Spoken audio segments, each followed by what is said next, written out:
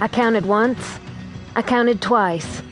Yes, 23 chocolate cupcakes with chocolate icing, liberally decorated with sprinkles.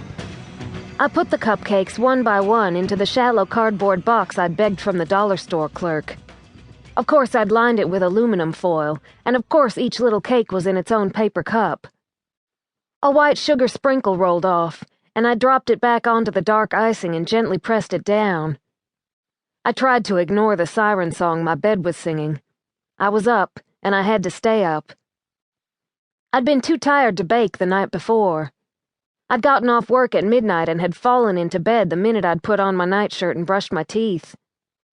Monday nights at Merlotte's bar are usually pretty light, and I'd assumed the night before would follow suit.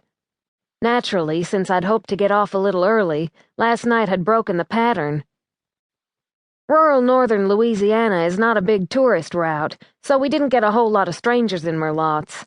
But members of a Baton Rouge bikers club had attended a huge motorcycle jamboree in Arkansas, and on their way home, about 20 of them had stopped to have supper and a few brews at Merlotte's. And they'd stayed.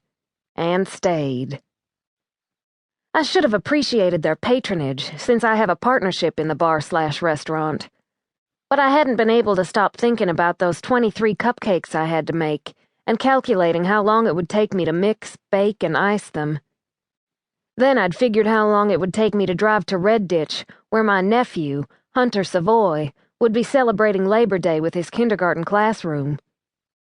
When I'd finally trudged in my back door, I'd looked at the recipe waiting optimistically on the counter along with the mixing bowl and the dry ingredients, and I'd thought, no way.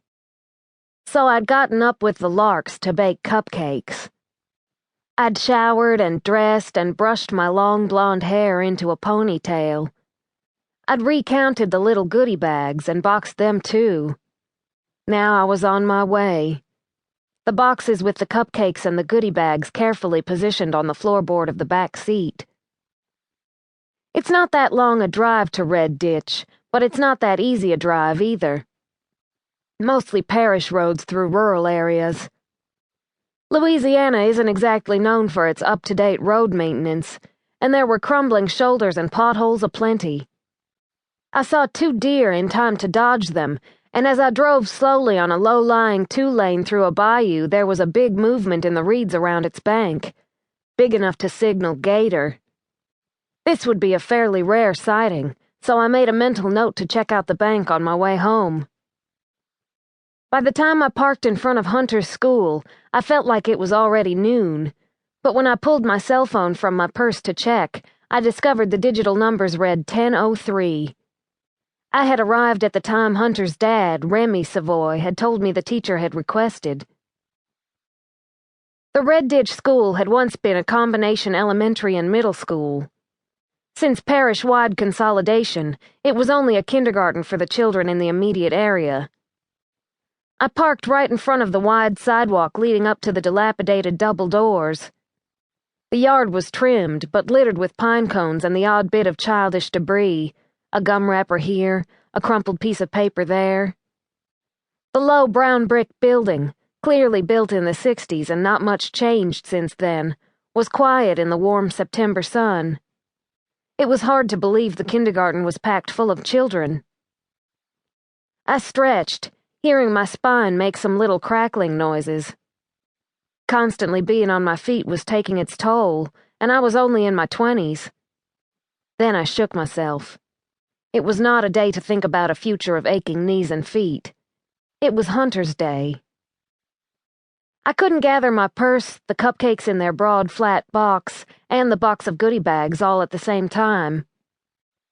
After a moment's indecision, I decided to take in the cupcakes first, rather than leave them in the warm car. I slung my big purse over one shoulder and lifted the cupcakes with both hands. I'd gotten them this far, and they still looked great. If I could just get them into the school and into the classroom without letting them slide around. I made it to the front door and up 2 shallow steps with no incident.